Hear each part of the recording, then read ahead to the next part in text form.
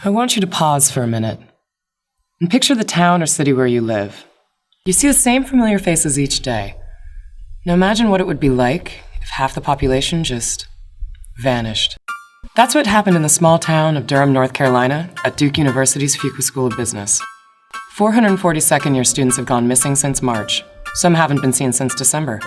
What happened to them? Where have they disappeared to? And will their friends and family ever see them again? Hi, I'm Sarah Koenig, and this is Serial. This case was first brought to my attention by first-year student Adair Clayton, whose boyfriend, second-year Nick Brunson, hasn't been seen since the Spring 1 end-of-term party. Nick is not the only case of sudden disappearance, though.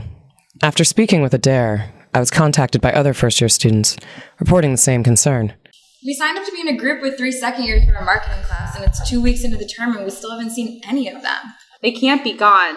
I know everyone thinks I'm crazy, but I know I saw Kristen Brown after spring break. No, you didn't. I know I saw Kristen Brown going into teasers last Tuesday. By now I was intrigued. How could 440 people just disappear without a trace? My assistant Julie and I spent the next few days in Durham attempting to retrace the steps of second-year John Connors, triangulating his location using pings from cell phone towers. Surprisingly, he was most often recorded not at Station 9, or Fuqua, but at the Washington Duke Inn. We tried to meet up with Alejandro, Mr. Connors' close friend and waiter at the inn, to see if he had any information.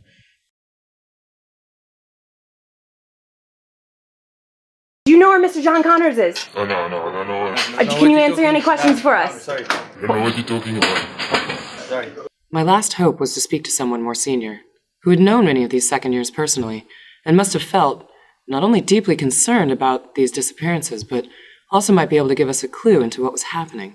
That was none other than Russ Morgan, the Associate Dean for the MBA program. Finally, after weeks of calling, we got through. Hi, is this Russ Morgan? Yeah, this is Russ. This is Sarah Koenig from WBEZ and This American Life. Do you have a second to talk? Yeah, like a minute. I don't know how I can help you, So you're saying that this is the first year that this has happened? I don't know, maybe. Because it seems like all the students disappeared on one day this spring.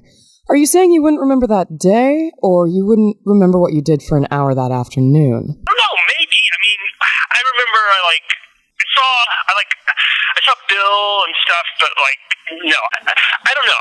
I don't really remember. The Bill he's referring to is Bill Boulding, Fuqua's dean since 1984. So here's what we know so far. Second-year students have disappeared, approximately 440 of them between December and March. Most haven't been seen since February 26th, the night of the end-of-term party. The Snapchats that Adair received could or could not have been from her boyfriend, Nick. And some second-year students may or may not have been seen going to teasers the week after spring break. Associate Dean Russ Morgan's story keeps changing, and Dean Boulding hasn't returned our calls, so we can't corroborate the story. And now, to make things even more complicated, a new piece of evidence is brought in that could change everything. The Nishant call. Next time on Serial.